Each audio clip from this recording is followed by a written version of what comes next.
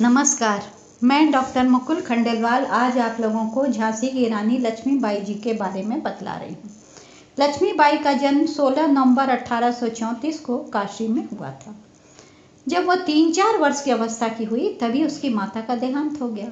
अब उसके पालन पोषण का भार पिता मोरोपंत जी पर ही पड़ गया। मोरोपंत जी को जीवन निर्वाह में बड़ी कठिनाई होने लगी, अतः उन्होंने बिठूर में बाजीराव के आश्रम में रहने का निश्चय किया। बाजीराव ने उदारता पूर्वक उनको अपने यहाँ स्थान दिया। बालिका लक्ष्मीबाई बिठूर में पेशवाओं के महल में रहने लगी। बाजीराव के दत्तक पुत्र नाना साहब के साथ साथ लक्ष्मीबाई की भी शिक्षा दीक्षा की अच्छी व्यवस्था की गई थी। लक्ष्मीबाई, जिसका नाम उस समय मनुबाई था, उसे घुड़सवारी और शस्त्र चलाने का शौक लग गया, जो आगे चलकर उसे एक आदर्श वीरांगना बनाने वाला सिद्ध हुआ। जब लक्ष्मीबाई 8 वर्ष की अवस्था की हुई तो उसका विवाह झांसी के राजा गंगाधर राव के साथ संपन्न हो गया। विवाह के 8 वर्ष व्यतीत हो जाने पर भी जब उनको कोई संतान नहीं हुई तो वे बड़े निराश होने लगे और प्रभु की कृपा पाने के लिए तीर्थाटन को निकल गए। वहाँ उन्होंने खूब दान पुण्य किया। वहाँ से वापस आने पर प्रभु कृपा से रानी लक्ष्मीबाई गर्भवती हुई और 1851 में उसने एक पुत्र को जन्म दिया। परंतु यह प्रसन्नता अल्पकालीन ही सिद्ध हुई, क्योंकि 3 मास की अवस्था में ही बालक का देहावसान हो गया। इस हृदय विदारक घटना से गंगाधर राव को बड़ा मानसिक सदमा पहुंचा और वे बीमार पड़ गए। वैद्यों का इलाज चला परंतु कोई काम नहीं आया। उनकी ऐसी अवस्था को देखकर लक्ष्मीबाई के पिता और राज्य मंत्री नरसिंह राव महाराज के पास गए और भविष्य में राज्य की व्यवस्था के संबंध में विचार विमर्श किया। तो यह तय हुआ कि अपने घराने के वासुदेव नेवालकर के पुत्र आनंद राव, जिसकी अवस्था उस समय 5 वर्ष की थी, गोद ले लिया जाए और उसे ही दत्तक युवराज बना दिया जाए। चूंकि महाराज की हालत दिनों दिन खराब हो रही थी, अतः उन्होंने इस काम में देरी नहीं की, तुरंत ही उसे गोद ले लिया और साथ ही साथ बुंदेलखंड के assistant political agent major Ellis को अपने हाथ एक राजकीय पत्र दिया, जिसके द्वारा कंपनी सरकार को यह सूचना दी गई कि उन्होंने आनंद राव को दत्तक पुत्र के रूप में ले लिया है और उसका नाम दामोदर राव रखा है, और साथ साथ ये प्रार्थना भी की कि उनका देहावसान होने पर दामोदर राव को ही उसका उत्तराधिकारी माना जाए। पर महाराज गंगाधर राव की जब मृत्यु हुई तो उनके दत्तक पुत्र दामोदर राव को लक्ष्मीबाई की संरक्षकता में झांसी राज्य का अधिकारी बनाने का जब प्रश्न उठा, उस समय देश में लॉर्ड डलहौजी का शासन चल रहा था।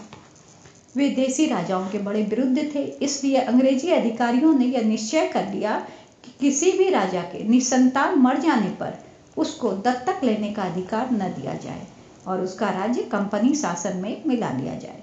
इस नीति के अनुसार गंगाधर राव के मरते ही मेजर एलिस ने तुरंत झांसी के खजाने में ताला लगा दिया और गवर्नर जनरल की आज्ञा की प्रतीक्षा में राज्य का पूरा प्रबंध अपने हाथ में ले लिया। 27 फरवरी 1854 को एक घोषणा पत्र द्वारा झांसी के राज्य को ब्रिटिश शासन में मिला लेने की आज्ञा दी गई। उन्होंने निर्णय किया कि झांसी का राज्य स्वतंत्र नहीं है, वरन पारितोषिक के रूप में जागीर की तरह दिया गया था, अतः उसका कोई अधिकारी न होने की सूरत में वापस लेने का पूर्ण अधिकार भी है और साथ ही रानी को 5000 की सालाना पेंशन और राजमहल में रहने का अधिकार भी दिया जाए। लक्ष्मीबाई ने इस आज्ञा का बहुत विरोध किया और उमेश चंद्र बनर्जी नामक हिंदुस्तानी वकील और एक यूरोपियन वकील को 60,000 रुपये खर्च करके बोर्ड ऑफ डायरेक्टर के पास अपील करने लंदन भेजा, पर इसका कोई नतीजा हाथ नहीं आया। तब विवश होकर उन्होंने पेंशन लेना आरंभ किया। इधर 1857 के जनवरी मास से भारतीय फौजों में अंग्रेजी अधिकारियों के प्रति विद्रोह की आग सुलगने लगी, जिसका प्रमुख कारण बंदूकों के लिए नए ढंग की चर्बी से चुपड़े कारतूस देना था। इनमें बिठूर निवासी नाना साहब प्रमुख थे। जब उनकी 8 लाख की वार्षिक पेंशन अन्यायपूर्वक रोक दी गई और झांसी तथा अवध जैसे राज्यों को भी उन्होंने अंग्रेजों द्वारा जब्त किए जाते देखा, तो उनके हृदय में भारत के देसी राजाओं को संगठित करके अंग्रेजों को मार डालने की भावना उत्पन्न होने लगी। पहले तो इस संबंध में कई बार सब राजाओं को पत्र लिखे और फिर उन्होंने तीर्थाटन का बहाना करके सब जगह जाकर स्वयं ही राजाओं से मिले और विचार विमर्श करके जून 1857 में विद्रोह आरंभ करने की तिथि तय की गई। और भारतीय फौजों में इधर असंतोष जो बहुत बढ़ रहा था, इतना ज़्यादा बढ़ गया कि मेरठ में ये क्रांति जो थी वो 10 मई को ही शुरू कर दी गई। परंतु कानपुर और झांसी में विद्रोह का आरंभ एक ही दिन 4 जून 1857 को हुआ।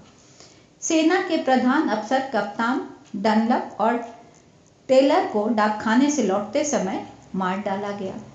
इन विद्रोहियों के नेता रिसालदार काले खां और तहसीलदार अहमद हुसैन थे। उन लोगों ने झांसी के किले पर अधिकार कर लिया और उसके भीतर अपनी रक्षा के लिए एकत्रित 74 अंग्रेज पुरुष, 16 स्त्रियों और 23 बालकों को मौत के घाट उतार दिया और उसके बाद रानी के महल को घेर लिया और उससे धन मांगा। रानी ने कहा, मेरे पास नकद रुपए तो नहीं है, हाँ कुछ आभूषण है, उन्हें दे सकती हूँ। अंत में रानी ने 1 लाख रुपए की कीमत के गहने देकर उनको संतुष्ट किया। जब विद्रोहियों ने सब अंग्रेज शासकों को मार दिया और स्वयं भी शहर छोड़कर दिल्ली की तरफ चल दिए, तो शहर को बिल्कुल आरक्षित देखकर रानी लक्ष्मीबाई ने उसका प्रबंध अपने हाथ में ले लिया। इस बीच में वे बराबर बड़े अंग्रेज अधिकारियों को इस बात का विश्वास दिलाती रहीं कि मैं यह कार्य अपना अधिकार जमाने की मंशा से नहीं कर रही, वरन सरकारी अधिकारियों की अनुपस्थिति के कारण राज्य में उपद्रव और लूटमार का भय है। तब तक के लिए मैंने शासन व्यवस्था अपने हाथ में ले ली, पर अंग्रेजों ने उसकी बातों पर कोई विश्वास नहीं किया और यही मानते रहे कि वह भीतर ही भीतर विद्रोहियों से मिली हुई है। परिणाम यह हुआ कि अंत में रानी को वास्तव में विद्रोह में भाग लेना ही पड़ा और झांसी का युद्ध सन 1857 की गदर का सबसे मुख्य संग्राम माना गया। 20 मार्च को प्रातःकाल ही सर ह्यूरोज अपनी सेना सहित झांसी के समीप पहुंच गए। उनके सिपाहियों की संख्या तो कम थी, पर वे नए हथियारों से सुसज्जित, अनुभवी और अनुशासित थे। इधर रानी ने भी उनका मुकाबला करने की जोरदार तैयारियां की थी। झांसी का युद्ध 23 मार्च से शुरू हुआ और 13 दिनों तक रानी लक्ष्मीबाई अंग्रेजी सेना का डटकर मुकाबला करती रही। जहां कालपी, कानपुर और ग्वालियर के प्रसिद्ध किले और विद्रोहियों के केंद्र अंग्रेजी सेना ने 5-5, 7-7 दिनों में ही जीत लिए, वहीं झांसी में अकेले रानी का इतने अधिक समय तक डटे रहना कम महत्व की बात नहीं थी। कारण यह था कि रानी प्राणों की ममता त्याग कर निर्भयता से युद्ध कर रही थी। अपने सिपाहियों का भी बराबर हौसला बढ़ाती रहती थी। रानी ने अपनी दूरदर्शिता का परिचय देते हुए झांसी के आसपास के इलाकों में अन्न का एक दाना भी नहीं रहने दिया, जिससे आक्रमणकारियों को कुछ भी सहायता न मिल सके। परंतु ग्वालियर और ओरछा के राजाओं ने अंग्रेजी सेना के लिए रसद की पूरी व्यवस्था कर दी। रानी ने अपनी सहायता के लिए नाना साहब के सेनाध्यक्ष तात्या तोपे को बुलाया। वह बड़ी सेना और 28 तोपों को लेकर लड़ने आए, पर अंग्रेजी तोपों और बंदूकों की अग्नि वर्षा के सामने कुछ ही घंटों में उनकी सेना के पैर उखड़ गए और वे अपने केंद्र स्थान कालपी को वापस चले गए। 1 अप्रैल को सर ह्यूरोज ने हमला और तेज कर दिया और 2 तारीख को किले की दीवारें कई जगहों से टूट गईं। अब 3 अप्रैल को अंग्रेजी सेना ने किले पर अंतिम धावा बोल दिया। रानी तथा उसकी सेना ने प्राणपण से इसका विरोध किया, परंतु जब किले और महल दोनों पर शत्रुओं का अधिकार हो गया, तो सरदारों और मंत्रियों की सलाह से यह तय किया गया कि अब कालपी पहुंचकर अन्य विद्रोहियों के साथ मिलकर अंग्रेजों का मुकाबला किया जाए। 4 अप्रैल को रानी 200 सिपाहियों को साथ लेकर उत्तरी दरवाजे से बाहर निकली और कालपी की तरफ चल दी। जब अंग्रेज अधिकारियों को रानी के बाहर निकल जाने की खबर मिली, तो उन्होंने कप्तान वाकर की अध्यक्षता में कुछ सवार उसे पकड़ने हेतु भेजे। उन लोगों ने झांसी से 21 मील दूर मांडेर के पास रानी के पास पहुंचकर रानी को पकड़ा और रानी ने उनका डटकर मुकाबला किया और उन लोगों को धराशायी कर दिया और आगे बढ़ते हुए कालपी पहुंच गई। जब रानी कालपी चली गई, तो अन्य सैनिक भी जो शेष बचे थे वहां से निकलकर विभिन्न दिशाओं में चल दिए। इधर झांसी नगर को सर्वथा आरक्षित पाकर अंग्रेज सैनिकों ने लूटमार आरंभ कर दी। जो नागरिक जहां दिखाई पड़ जाता उसे तुरंत मार दिया जाता। महल से तमाम कीमती वस्तुएं और आभूषण लूट लिए गए। कालपी में विद्रोहियों के एकत्रित होने का समाचार जब सर ह्यूरोज को मिला, तो वह उस पर भी आक्रमण की तैयारी करने लगा। 15 मई को विद्रोहियों के एक दल से अंग्रेजी सेना की मुठभेड़ गुलौली गांव के पास हुई। आरंभ में विद्रोही सेना को सफलता मिली, पर बाद में जब अंग्रेजी सेना की अग्नि वर्षा ज्यादा तेज हुई तो वह पीछे हट गई। जब रानी को अपनी फौज की पराजय का हाल मालूम हुआ तो वह युद्ध भूमि की तरफ झपटी। रानी स्वयं घोड़े की लगाम दांतों के बीच दबाए दोनों हाथों से तलवार चलाकर शत्रुओं का सफाया कर रही थी। उनकी गोली वर्षा को विद्रोही सेना सहन न कर सकी और पीछे हटकर किले के भीतर चली गई। अब अंग्रेजी सेनापतियों ने एक एक सेना दल के साथ दोनों तरफ से कालपी पर आक्रमण किया। अब कालपी में ठहरना ठीक न समझकर राव साहब और लक्ष्मीबाई कुछ लोगों को साथ लेकर वहां से निकल गए और कुछ दूर जाकर गोपालपुर में ठहरे। 2-4 दिनों बाद तात्या तोपे भी वहां आ पहुंचे और सबने मिलकर आगामी कार्यक्रम पर विचार विमर्श किया। रानी ने राव साहब से कहा कि बिना सुव्यवस्था और ठीक इंतजाम से हमारी जीत कभी नहीं हो सकती। राव साहब ने रानी की सलाह की सराहना की और सेना को कई भागों में बांटकर अलग अलग जगह पे उनको डटे रहने की आज्ञा दी। राव साहब इस संबंध में अनुभवहीन थे। उन्होंने कई बार समय और साधन मिल जाने पर भी उनका उचित प्रबंध नहीं किया, वरन समय और साधनों को ऊपरी शान शौकत दिखाने में नष्ट कर दिया। इसलिए उनको अधिकांश स्थानों पर असफलता का मुंह देखना पड़ा और एक विशेष परिस्थितिवश देश में जो उत्साह और स्वतंत्रता की जो लहर उत्पन्न हुई थी वह बहुत थोड़ा फल दिखाकर ही समाप्त हो गई। तब रानी लक्ष्मीबाई ने सम्मति दी कि अब कालपी या झांसी पर अधिकार कर सकने की बात तो स्वप्नवत हो गई। अब हमें किसी न किसी किले का आश्रय लेना ही पड़ेगा। इसके बिना युद्ध का संचालन कभी अच्छी तरह नहीं हो सकता। रानी की यह सलाह सबको पसंद आई और शीघ्र ही इसे कार्यान्वित करने के लिए सेना और युद्ध सामग्री एकत्रित करके विद्रोही 1 जून को ग्वालियर के निकट मोरार तक जा पहुंचे। अब वहां के महाराज जीवाजी राव तथा उनके दीवान दिनकर राव बड़े संकट में पड़ गए।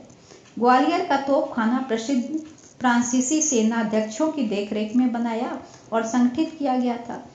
उनकी शक्ति भी पर्याप्त थी और उसकी सेना और सामर्थ्य को देखकर राव साहब की सेना के पैर उखड़ने लगे।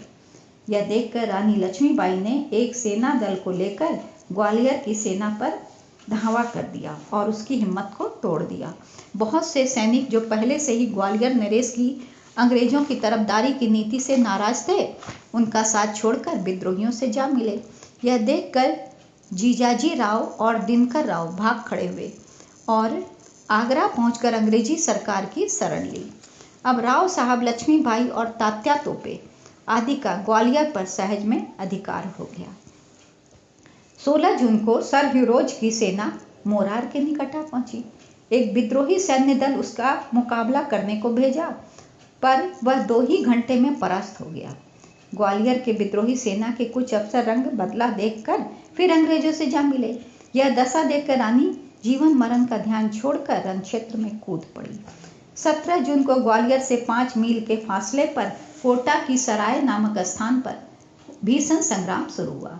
रानी की अलौकिक वीरता और अस्त्र संचालन की कला को देखकर सब मंत्रमुग्ध थे, पर उसके साथ ही अंग्रेजी सेना की गोली वर्षा से घायल होते या मरते जाते थे।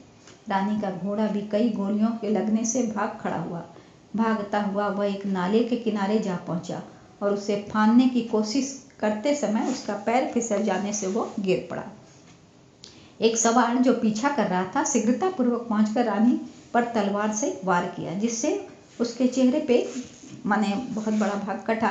फिर भी उसने हिम्मत नहीं छोड़ी, साहस नहीं छोड़ा और पीछे फिरकर एक ऐसा हाथ मारा कि वह भी उसी जगह गिरकर ढेर हो गया।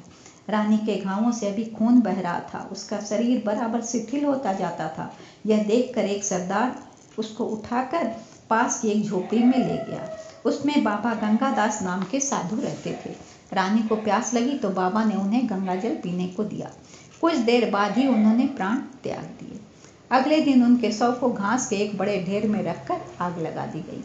अंग्रेज अधिकारियों को उनके मरने की खबर कई दिनों बाद मालूम हुई, जिससे वे मन महसूस कर रह गए, वरना उस वीरांगना ने अकेले ही कितने ही वीरों को मौत के घाट उतारा था। उससे वे उसके ऊपर खार खाए बैठे थे और वह जीवित या मृतक किसी भी अवस्था में उनके हाथ पड़ जाती तो वे उसकी अकथनीय दुर्दशा करते। अंग्रेजी सेना के एक बड़े सेनापति सर ह्यूरोज ने, जिन्होंने झांसी, कालपी और ग्वालियर में विद्रोहियों की बड़ी बड़ी सेनाओं को हराकर फिर से अंग्रेजी सत्ता कायम की, उन्होंने रानी लक्ष्मीबाई की वीरता की प्रशंसा मुक्त कंठ से की। उन्होंने लिखा, शत्रु दल भारतीय विद्रोहियों में अगर कोई सच्चा मर्द था तो वह झांसी की रानी ही थी। धन्यवाद।